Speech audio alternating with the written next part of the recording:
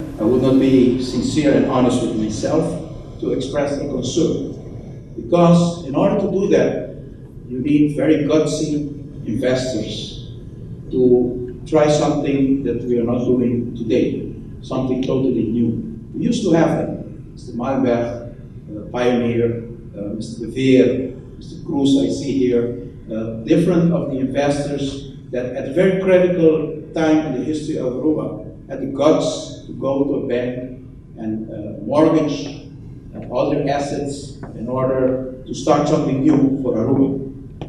I must tell you, I'm not so impressed today of that same vision, that same guts to do something different. In order to create a new economic pillar, you need a lot of people with ideas, vision, and a lot of guts. And if I see what we're going through now, I'm just a small example of the Main Street.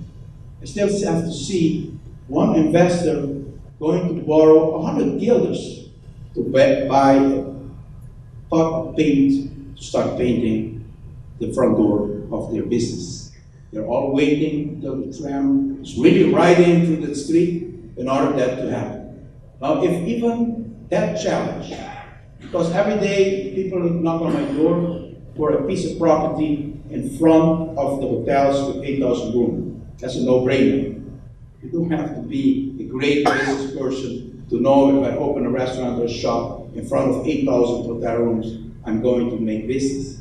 It takes some guts to build a third economic pillar, and it takes some guts not to wait until we have refurbished the whole Oranjestad for you to step to the bank and borrow some money and start building something new in the center of our city.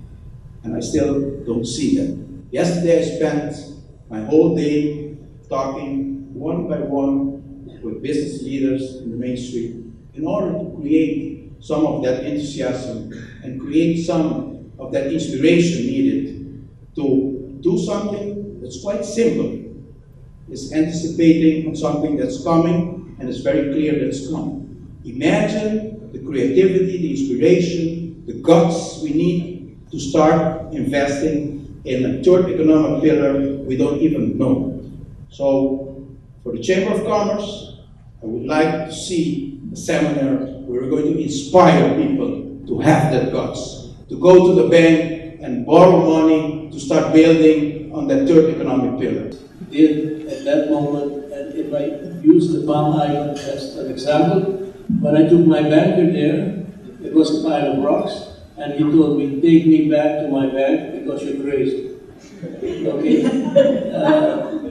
He doesn't say the same thing now, but that is what happened. However, the moment I made the investment, I knew that we had 2,500 rooms and that 6,000 rooms were in the pipeline to be built and they would be ready in a number of years. So at the time I needed to do the construction, the market was not ready for it, it was too small. But I knew the market was going to be there. So I think that for the Prime Minister, if I can give you an advice, would be ask those people why they don't invest. There might be reasons that would surprise you.